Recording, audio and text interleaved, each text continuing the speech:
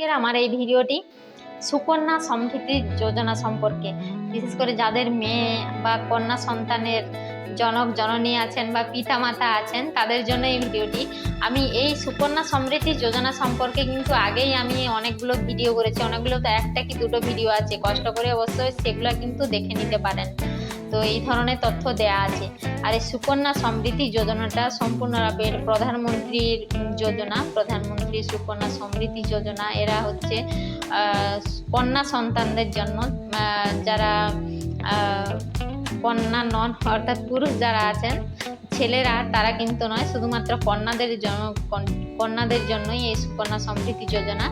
বয়স হতে হবে 10 বছরের ভিতরেই ওদের কিন্তু এই সমৃদ্ধি যোজনাটা করে নিতে পারেন। আর কোথায় গেলে করতে পারবেন, আর কত টাকা জমা দিতে হবে, বা সুবিধাটা কি, কবে পাবো সুবিধা, এই সংক্রান্তই আজকের ভিডিওটি। তো চলুন, প্রথমে এর শর্ত হলো 10 বছরের ভিতরেই কিন্তু মেয়ের নামে করে রাখতে হবে এই সুকন্যা সমৃদ্ধি যোজনাটা। অর্থাৎ 10 বছরের জন্মদিনে ভিতরেই আপনি যে কোনো একটা জন্মদিনে কিন্তু আপনাদের এই মেয়েদেরকে ভালো খুব সুন্দর একটা সুরক্ষিত জীবনের উপহার দিয়ে দিতেই পারেন চাইলে। অবশ্যই করে নিয়েছেন, উপহার দিয়েছেন অলরেডি অনেকেই। যারা বাকি আছেন করে নিন, মেয়েদের এই কন্যা সন্তানদের এটা জন্মদিনের গিফট হিসাবে দিয়ে দিন।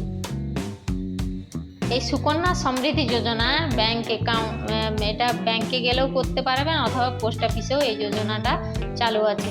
অবশ্যই আপনাদেরকে খোঁজ করে নিতে হবে কোন কোন ব্যাংকে। তো রাষ্ট্রায়ত্ত ব্যাংকে গেলেই হয়ে যাবে। এবার পোস্ট অফিসে আপনার স্থানীয় পোস্ট অফিসে হচ্ছে না, এর থেকে একটু গ্রামের পোস্ট অফিসে হচ্ছে না, একটু শহরের বা আধা শহরের যেগুলো হয় পাশাপাশি একটু খোঁজ নিয়ে নেবেন কোনখানে এই পোস্ট অফিসে, কোন পোস্ট অফিসে এই সুকন্যা সমৃদ্ধি যোজনা এটা চালু আছে। যেখানে চালু আছে সেখানেই করবেন। যদি একজন কন্যা হয় তাহলে একজন কন্যায়, আর যদি দুটো কন্যা হয় তাহলে দুটো অ্যাকাউন্ট, মানে একটা কন্যা থাকলে একটা অ্যাকাউন্ট, আর দুটো কন্যা হলে দুটো অ্যাকাউন্ট যে যার নামে। যদি মেয়েদের নামে না হয় তাহলে বাবা অথবা মার নামেও কিন্তু অ্যাকাউন্ট খুলে যেতে পারে। সরি, যেটা আগে বললাম যে বাবা মার নামে নয়, বাবা মা অ্যাকাউন্টটা খুলতে পারে কিন্তু কন্যাদের নামেই খুলতে হবে। এটার সুবিধাটা হচ্ছে যে সেভিংস অ্যাকাউন্টগুলো থেকে যে সুদটা পায় তার থেকে অনেকটা বেশি এখানে সুদ পাওয়া যায়। এখানে যে টাকাটা জমা করতে হবে বছরে মিনিমাম 250 টাকা এবং হাইয়েস্ট বছরে 1.5 লক্ষ টাকা অবধি জমা করা যেতে পারে। এই প্রকল্প যার নামে করা হচ্ছে তার নামে ব্যাংক অ্যাকাউন্ট বা ব্যাংকের স্টেটমেন্ট দুটোই পাওয়া যায়। গুরুত্বপূর্ণ যেটা, এই অ্যাকাউন্টের বৈধতা হচ্ছে যেদিন থেকে আপনি অ্যাকাউন্ট খুলছেন সেই খোলার তারিখ থেকে 21 বছর অবধি এই অ্যাকাউন্টটার। আর যদি নিয়মিতভাবে আপনারা জমা না করেন বছরে ন্যূনতম টাকা, তাহলে কিন্তু অ্যাকাউন্টটা বন্ধ হয়ে যাবে।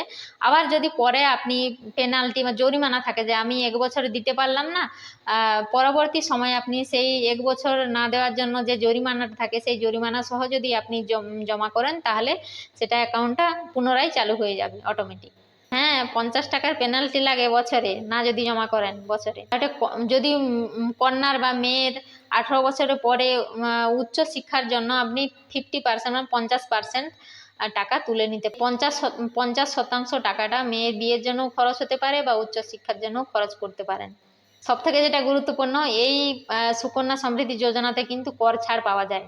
অ্যাকাউন্ট খোলার জন্য যে জিনিসগুলো লাগে, বাবা মার পরিচয়পত্র, কন্যার বয়সের প্রমাণপত্র অর্থাৎ জন্ম সার্টিফিকেট, সঙ্গে বাবা মার ঠিকানা প্রমাণ করা যায় এমন কোনো পরিচয়পত্র থাকলে আপনারা এই সুকন্যা সমৃদ্ধি যোজনার করতে গেলে এই ডকুমেন্টসগুলো লাগবে। আবার ভালো করে তথ্য অবশ্যই আপনারা যাচাই করে নেবেন ব্যাংকে বা পোস্ট অফিসে গিয়ে। আমি যতটুকু জানলাম শেয়ার করলাম, এর বাইরেও হয়তো থাকতে পারে। ভালো থাকবেন সবাই। ভিডিওটা ভালো লাগলে অবশ্যই লাইক, কমেন্ট, শেয়ার করবেন এবং অন্যান্য বন্ধুদের জানার জন্য, যারা জানেন না, শেয়ারটা অবশ্যই করে দেবেন। ভালো থাকবেন, টাটা।